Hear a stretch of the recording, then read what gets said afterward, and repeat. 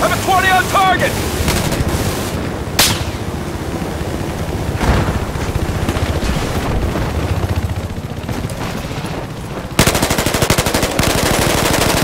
Got that fucker trapped!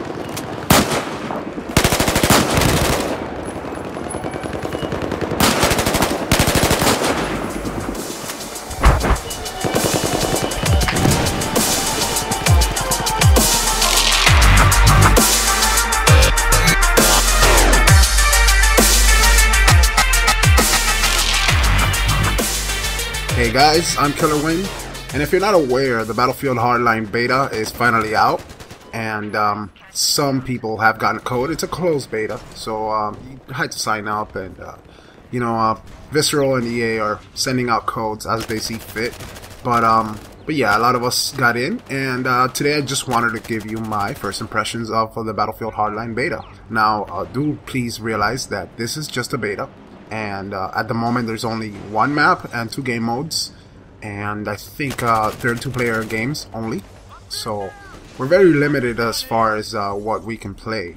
I'm not sure if the weapons that are in the beta now are gonna be it, but the good thing is that this beta is about 5 to 6 months earlier than the game is scheduled to be released. So it's an actual beta. It's not like the Battlefield 3 and the Battlefield 4 beta, and like a lot of betas nowadays, which are really just gameplay demos.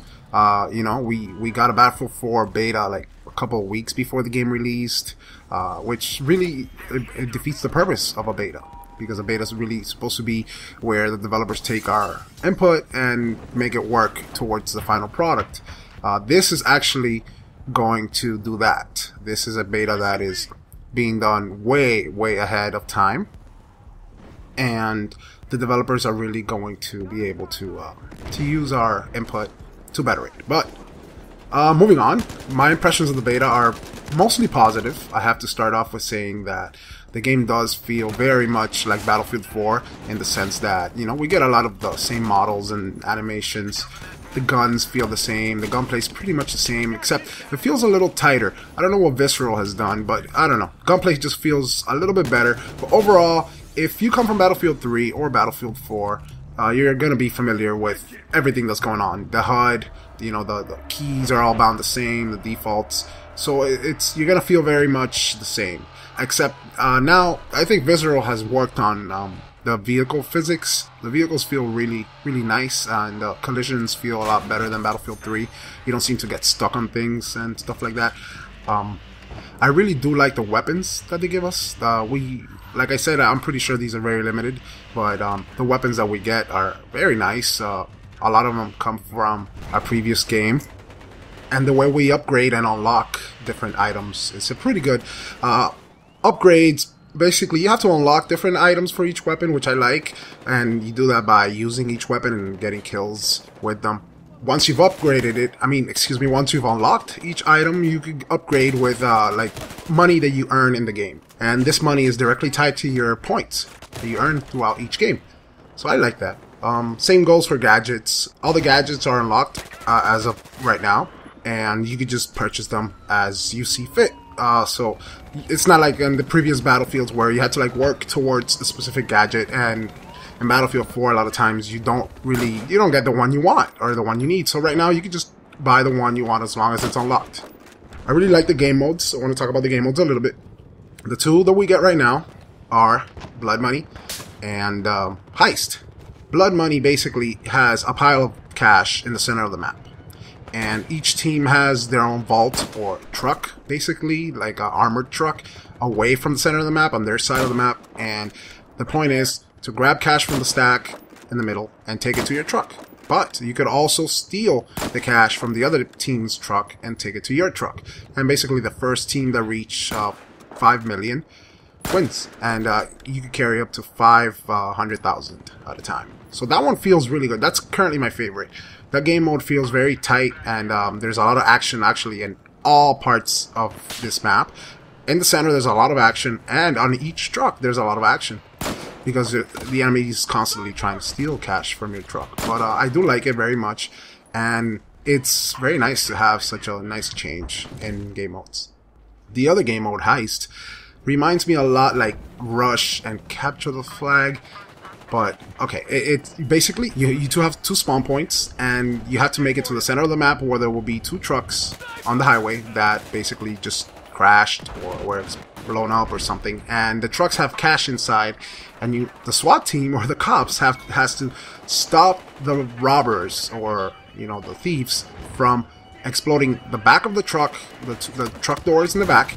First, the thieves have to arm it like an MCOM and wait a time, and once it explodes, there's a briefcase that lands on the floor, and either team can pick it up and now take it to their MCOM type of thing or their base. And that is also a very, very good game mode. Once those briefcases are extracted from the trucks, all hell breaks loose. Car chases through the city back and forth towards both bases, and the game can go on for quite a time. Now there is a timer, but the game goes on for a while if both teams know what they're doing. It's a lot of fun. I really do enjoy it. Some of the gadgets, a lot of people have a lot of issues with some of the gadgets, especially this brand new survivalist upgrade or survivalist gadget. It's for the operator class, which is kind of like the medic class in the previous Battlefield, and it allows you, if you equip it, to revive yourself once you've died. You're down on the ground moving about, and you can revive yourself or respawn immediately. But this option is not available if you get headshotted, or if you die inside a vehicle, or if you get knifed, if you get a melee takedown. But if you do, you come back with full health. And a lot of people are having issues with this because what if you die behind cover? Then you could revive yourself and kill the enemy or the squad that just killed you. And this is exactly what it's meant to do. It's meant for you to actually confirm each kill that you get. Make sure that this person's not going to revive himself. Because once you kill someone, if they have that perk, they'll stay on the ground and you'll see them, that they're still alive. And you can shoot them or knife them. So I'm pretty happy about that. I use it, and I've never had an issue with someone coming back to life and whatever. You know, as long as you're aware of it and that, you know, the enemy could be using it, you should be alright. A lot of you may be wondering also about the netcode. Is this game performing well? What's the performance like? And I can tell you right now, it feels good. I haven't yet experienced lag yet. We do get a lot of screen shake when there's Levolution, and I don't know, they gotta tone that down because it's just way more than I've ever experienced in any other Battlefield. But overall, the netcode feels good at the moment, but let's not judge yet. Let's wait and see what happens, because this is just a closed beta, so we don't know what may come of this. Now, I've talked a lot about what I do like, and what I do like is a lot more than what I don't like. But there are some things that I don't like, and I'm not going to get too trivial with them. I'm going to go straight out and say it feels a little bit too much like Battlefield 4. Yes, it feels different enough, but still, I would like to see a whole new philosophy behind the game that's very different from Battlefield. But yeah, I don't know, because then could you really call it Battlefield if it was too different? But it feels too much like Battlefield 4, and that's a little bit too much for my taste. But again, this is just me. You might have a different opinion if you've played it. But I don't know. To me, it just feels a little bit too much like Battlefield 4. Not really a horrible thing.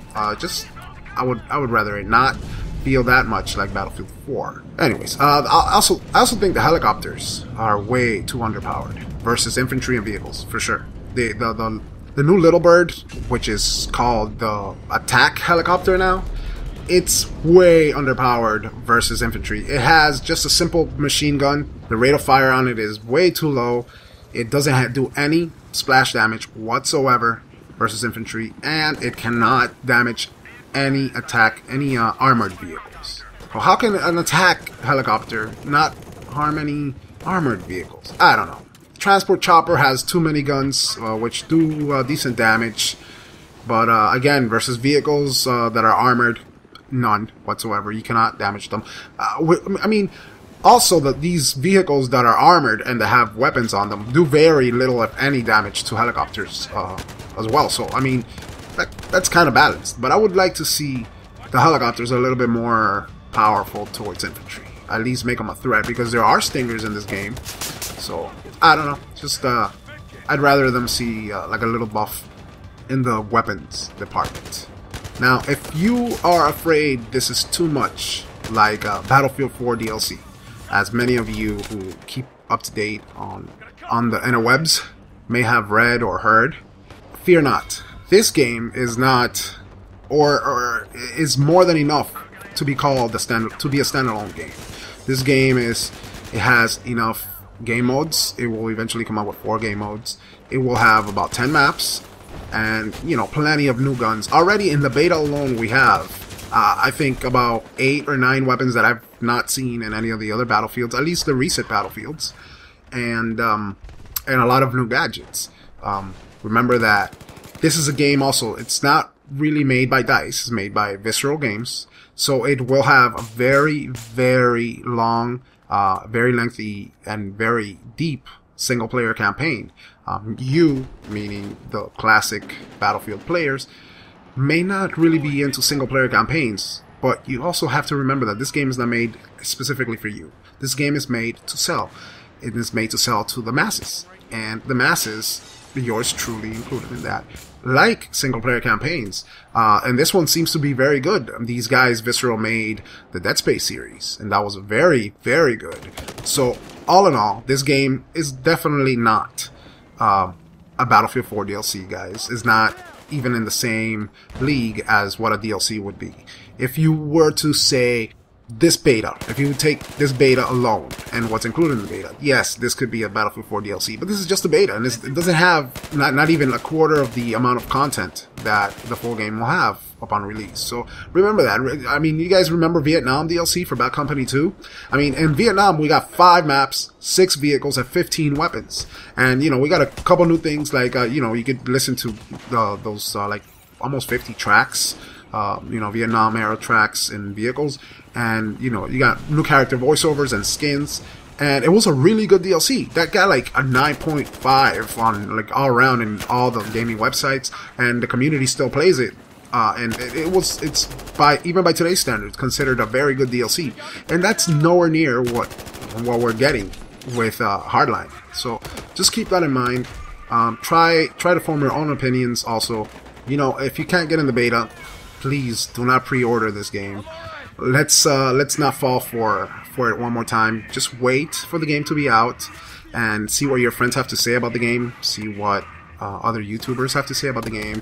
Read what the forums and Reddit are saying about the game, and inform yourself before you make a purchase. Don't pre-order this game. Pre-ordering needs to go away altogether. No matter how this beta does, no matter how it performs, no matter what the community thinks of this beta, don't pre-order. It's not really enough for anyone to make such a decision. So with that, I give you my first impressions of the Battlefield Hardline beta. I hope you guys like it, and if you have anything to say about what I just told you, please leave a comment down below. I'll be glad to respond, and actually makes me really happy to talk back to you guys and to defend or admit any criticism that you guys may have. So until next time, guys, see you around. Later.